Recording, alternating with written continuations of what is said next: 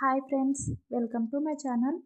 First మనం lining cloth మీద satin వేసి సాటిన్ మీద ఈ విధంగా నెట్ క్లాత్ని వేసుకోవాలండి. తర్వాత బ్యాక్ పార్ట్ని కూడా ఫస్ట్ నెట్ వేసి నెట్ పైన సాటిన్ వేసి లైనింగ్ వచ్చేసి కింద వేయాలి. వీడియోలో చూపిస్తున్న విధంగా కరెక్ట్గా చూస్తే అర్థమవుతుంది. ఈ విధంగా కింద వేసి కుట్టడం వల్ల ఇన్విజిబుల్గా స్టిచ్చింగ్ అయితే వస్తుందండి. వీడియోని స్కిప్ చేయకుండా చూడండి, అర్థమవుతుంది. ప్రీవియస్ వీడియోలో ఈ లెహంగా అండ్ బ్లౌజ్ అయితే కట్టింగ్ అండ్ స్టిచ్చింగ్ వీడియో ఉంది, ఎవరైనా కావాలంటే వెళ్ళి చెక్ చేయండి. ఇప్పుడైతే నేను పైపింగ్ అటాచ్ చేస్తున్నాను చూడండి. నెక్ చుట్టూ కూడా పైపింగ్ అటాచ్ చేస్తున్నాను. ఈ బ్లౌజ్ అయితే 1 షోల్డర్ బ్లౌజ్ అండి. 1 సైడ్ షోల్డర్ వస్తుంది, ఇంకొక సైడు స్ట్రిప్స్ వస్తాయి. స్ట్రిప్స్కి ఫ్లవర్ వస్తుంది. షోల్డర్ వచ్చిన సైడ్ ఏమో చున్నీ అటాచ్ చేసి స్టిచ్చింగ్ చేస్తాను. కంప్లీట్ అయ్యాక లుక్ చూడండి ఏ విధంగా ఉందో. ఈ బ్లౌజ్ అండ్ లెహంగా స్టిచ్చింగ్ చేయడానికైతే మనకు మెయిన్ క్లాత్ వచ్చి 3 మీటర్స్ అండి, సాటిన్ 3 మీటర్స్, చున్నీ కోసం 2 మీటర్స్ ప్లెయిన్ నెట్ ఫ్యాబ్రిక్ తీసుకున్నారు. ఈ బ్లౌజ్కి పైపింగ్ వేయడం వల్ల లుక్ అయితే చాలా బాగుంటుందండి. ఈ విధంగా కంప్లీట్ అయిన తర్వాత ఇంకొక సైడ్ కూడా పైపింగ్ వేసుకోవాలి. ఫస్ట్ లైనింగ్ని పెట్టాలి. లైనింగ్ మీద సాటిన్ మీద నెట్.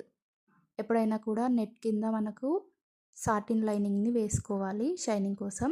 తర్వాత లోపలకి కాటన్ లైనింగ్ని వేయాలి. ఈ విధంగా స్టిచ్ వేసిన తర్వాత ఎక్స్ట్రా క్లాత్ని కట్ చేసి కట్స్ అయితే ఇవ్వాలండి. నెక్ చుట్టూ కూడా కట్స్ ఇచ్చిన తర్వాత పైపింగ్ థ్రెడ్ని పెట్టి స్టిచ్ చేసుకోవాలి. పైపింగ్ ఎలా వేయాలో మీకు ఒకవేళ అర్థం కాకపోతే ప్రీవియస్ వీడియోలో చాలా క్లియర్గా చెప్పాను, ఒకసారి ఆ వీడియో చెక్ చేయండి. ఈ విధంగా అయితే పైపింగ్ వేయాలండి. పైపింగ్ క్లాత్ అయితే ఎంత సన్నగా రావాలంటే పైపింగ్ థ్రెడ్ ఎంత సన్నగా ఉందో అంతే సన్నగా రావాలి. ఈ విధంగా నెక్ చుట్టూ కూడా పైపింగ్ వేసాక రివర్స్ తీసి కుట్టేటప్పుడు చూడండి ఏ విధంగా కుడుతున్నానో జాగ్రత్తగా గమనించండి. వీడియో అయితే ఎక్కడ స్కిప్ చేయకండి. కొన్ని టిప్స్ అయితే చెప్తాను ఈ వీడియోలో. ఇప్పుడు బ్యాక్ సైడ్కి ఫోల్డ్ చేసి కుట్టాలి. బ్యాక్ సైడ్కి హాఫ్ షోల్డర్ తర్వాత కొంత దూరం వరకే కుట్టాలండి. తర్వాత అయితే ఒకసారి ఆపి వీడియోని జాగ్రత్తగా గమనించండి.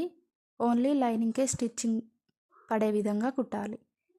మెయిన్ క్లాత్ని సాటిన్ క్లాత్ని సైడ్కి జరిపి ఓన్లీ లైనింగ్కి మాత్రమే కుట్టు పడే విధంగా కుట్టాలి. ఈ విధంగా కుట్టడం వల్ల మెయిన్ క్లాత్ మీద కుట్టు పడదు, నీట్గా కనబడుతుంది. బ్యాక్ సైడ్కి కుట్టు పడినా ఏం కాదు కాబట్టి నేను ఆ విధంగా వేశాను. ఫ్రంట్ సైడ్కి అయితే ఈ విధంగా వేయండి. లేదు ఈ విధంగా కష్టమవుతుంది అనుకుంటే మనం హెమ్మింగ్ చేయాలండి. ఇంకొక సైడ్ కూడా ఏ విధంగా కుడతానో చూడండి.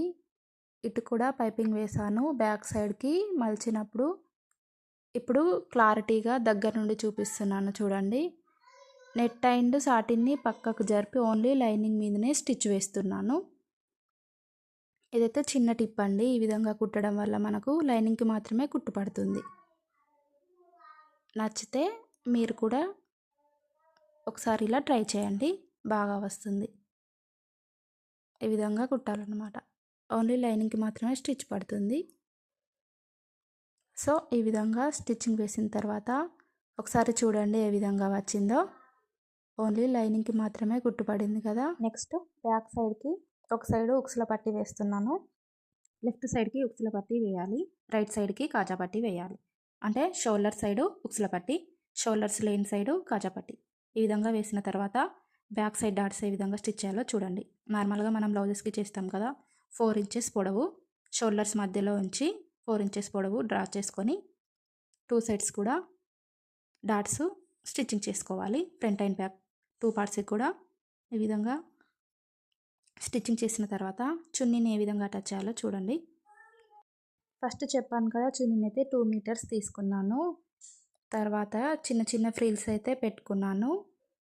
నార్మల్గా చిన్న చిన్న ఫ్రిల్స్ పెట్టుకొని ఆ ఫ్రిల్స్ని పిన్స్తో బ్లౌజ్ మీద సెక్యూర్ అయితే చేసుకున్నాను. మనకు ఎంత వెడల్పు కావాలో అంత వెడల్పు 6 ఇంచెస్ వెడల్పు అయితే పెట్టాను. అంటే ఈ పాపకి 6 ఇంచెస్ వెడల్పు అయితే కరెక్ట్గా సరిపోతుంది. తర్వాత కింది వైపు పైపింగ్ అటాచ్ చేసుకోవాలండి. కరెక్ట్గా గుర్తుపెట్టుకోండి. చున్నీని అయితే మనం నడుం దగ్గర 6 ఇంచెస్ వెడల్పుతో కుట్టుకున్నాం కదా. పైకి వెళ్తున్న కొద్దీ మనం సారీకి ఏ విధంగా ఫ్రిల్స్ పెట్టుకుంటామో అదే విధంగా పెట్టాలి. అంటే పైన వైపు 3 ఇంచెసే రావాలి. నడుము దగ్గర 6 ఇంచెస్ వచ్చింది కదా! పైన వైపు 3 ఇంచెస్ వచ్చేటట్టుగా ఈ ఫ్రిల్స్ అన్నిటిని అడ్జస్ట్ చేసి పైన కరెక్ట్‌గా షోల్డర్స్ దగ్గర ఒక కుట్టయితే వేసుకోవాలండి. ఆ క్లిప్ అయితే మిస్ అయింది. సో, తర్వాత సైడ్స్‌కి జాయింట్ ఎలా వేయాలో చూడండి. బ్లౌజ్ వెడల్పు అయితే 12 ఇంచెస్ అండి.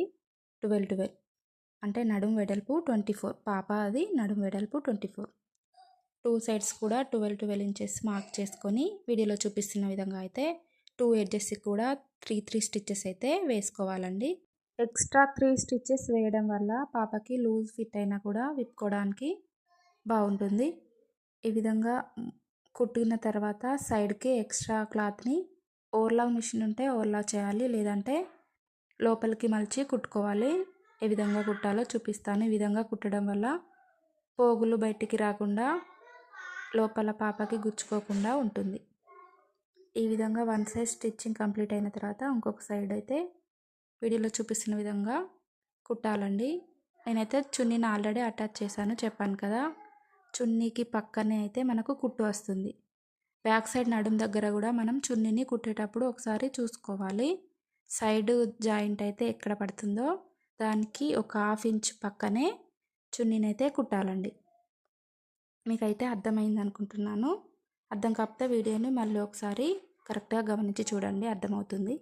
మళ్ళీ ఒకసారి చెప్తున్నాను చూడండి. ఫ్రంట్ సైడ్ నడుము దగ్గర చున్నీ 6 ఇంచెస్ అండ్ పైన షోల్డర్స్ దగ్గర 3 ఇంచెస్ రావాలి. బ్యాక్ సైడ్ కూడా అదే 3 ఇంచెస్ రావాలి. స్ట్రిప్స్ కోసం క్లాత్ ఏ విధంగా కట్ చేసుకోవాలో చూడండి. నార్మల్గా మనం డోరీస్కి అయితే ఏ విధంగా కట్ చేస్తామో క్రాస్ పీస్ కట్ చేసుకొని డోరీస్ లాగానే రివర్స్ తీసుకోవాలి. రివర్స్ తీసుకున్న డోరీ క్లాత్లోకి ఎలాస్టిక్ని పెట్టి స్టిచ్ వేసుకోవాలండి. ఈ విధంగా 2 డోరీస్ని ప్రిపేర్ చేసుకొని రెండింటిని కూడా ఫ్రంట్ అండ్ బ్యాక్ స్టిచ్ వేసుకోవాలి. ఈ డోరీస్ పొడవు 5 ఇంచెస్ ఉండాలండి. షోల్డర్స్ దగ్గర ఫ్రంట్ అండ్ బ్యాక్ కలిపి ఓన్లీ 5 ఇంచెసే ఉండాలి. అప్పుడే స్ట్రిప్స్ జారిపోకుండా ఉంటాయి. బ్యాక్ సైడ్ చున్నీని వీడియోలో చూపిస్తున్న విధంగా ఫోల్డ్ చేసుకోవాలండి. కింద మొత్తం కూడా ఫోల్డ్ చేసి చిన్న స్టిచ్ అయితే వేసుకోవాలి. వేసుకున్న తర్వాత మనం పైనుండి అయితే కుచ్చులు పెట్టాం కదా, అదే విధంగా కుచ్చులు పెడుతూ మధ్యలో కూడా ఒక కుట్టు వేసుకోవాలండి. అంటే ఈ కుచ్చులు కదలకుండా ఉండడానికి మధ్యలో కూడా వేసుకోవాలి. పైన లేయర్ని పక్కకు జరిపి ఓన్లీ కింది లేయర్స్కి మాత్రమే కుట్టు వేయాలి. మధ్యలో ఏ విధంగా కుట్టు వేసామో కింద కూడా అదే విధంగా చున్నీని కుట్టాలి. పైన లేయర్ని వదిలిపెట్టి చున్నీని కుట్టాలి. ఈ విధంగా కుట్టడం వల్ల చున్నీ అయితే అలాగే ఉండిపోతుంది, అంటే కదలకుండా. ఫ్రిల్స్ అనేవి నీట్గా కనబడతాయి. సారీ కొంగు అయితే ఏ విధంగా మనం పెట్టుకుంటామో సేమ్ అదే విధంగా ఈ చున్నీని ప్రిపేర్ చేసుకోవాలి. ఇప్పుడు ఫ్లవర్ కోసం అయితే క్లాత్ని 30 ఇంచెస్ పొడవు, వెడల్పు వచ్చేసి 6 ఇంచెస్. ఈ క్లాత్ అయితే 2 ఫోల్డింగ్స్ అండి, అంటే 60 ఇంచెస్ పొడవు కావాలి. ఇప్పుడు ఈ 2 ఫోల్డింగ్స్ ఉన్న క్లాత్ని మళ్ళీ డబల్ ఫోల్డింగ్ చేయాలంటే 4 ఫోల్డింగ్స్. ఈ విధంగా 4 ఫోల్డింగ్ చేసిన తర్వాత వీడియోలో చూపిస్తున్న విధంగా మధ్యలో నుంచి సూదితో కుట్టుకోవాలి. ఇదే విధంగా ఎడ్జ్ వరకు కూడా కుట్టాలి. ఈ విధంగా ఈజీగా చేతితోనే ఫ్లవర్ని అయితే కుట్టుకోవచ్చండి. మిషన్ లేకపోయినా కూడా పర్లేదు. మనం నార్మల్గా బ్లౌజెస్కి హెమ్మింగ్ చేస్తాం కదా, అదే విధంగా సూదితో అయితే కుట్టుకోవాలి. ఈ విధంగా ఎడ్జ్ వరకు కుట్టాక ఫైనల్గా అయితే ఫ్లవర్ షేప్లో అయితే రెడీ అవుతుందండి. ఇప్పుడు క్లాత్ని మొత్తం కూడా హ్యాండ్తో ఫోల్డ్ చేసి బ్యాక్ సైడ్ అయితే కుట్టుకోవాలి. వీడియోలో చూడండి, ఈ విధంగా ఫోల్డ్ చేసి బ్యాక్ సైడ్ వెనకాల అయితే కుట్టాలండి. వెనకాల కుట్టడం వల్ల ఫ్రంట్ సైడ్కి ఫ్లవర్ షేప్ అనేది కరెక్ట్గా కనబడుతుంది. ఈ విధంగా ఫ్లవర్ అయితే రెడీ అయింది. ఈ ఫ్లవర్ని మనమైతే స్ట్రిప్స్ తయారు చేసి పెట్టుకున్నాం కదా బ్లౌజ్కి, ఆ స్ట్రిప్స్కి అటాచ్ చేసి కుట్టుకోవాలి. ఏ విధంగా కుట్టాలో చూడండి. ఈ విధంగా 2 స్ట్రిప్స్కి కలిపి కూడా ఫ్లవర్ని కుట్టుకోవాలి. ఊడిపోకుండా స్టిచ్చెస్ అయితే వేసుకోవాలి. ఈ విధంగా హ్యాండ్తోనే ఈజీగా మనమైతే ఫ్లవర్ని తయారు చేసుకోవచ్చండి. బ్లౌజ్ లుక్ రెడీమేడ్ స్టైల్లో ఉంటుంది. పిల్లలకి ఈ టైప్ ఆఫ్ బ్లౌజెస్ అయితే చాలా బాగుంటాయి, వన్ సైడ్ షోల్డర్వి. ఒకసారి మీరు కూడా ఈ విధంగా ట్రై చేయండి. బ్లౌజ్ ఫైనల్ లుక్ ఏ విధంగా ఉందో కామెంట్ చేయండి. నచ్చితే వీడియోని లైక్ చేసి సబ్స్క్రైబ్ చేసుకోండి. Thank you for watching. మరిన్ని వీడియోస్ కోసం నా ఛానల్ని ఫాలో అవ్వండి. బాయ్.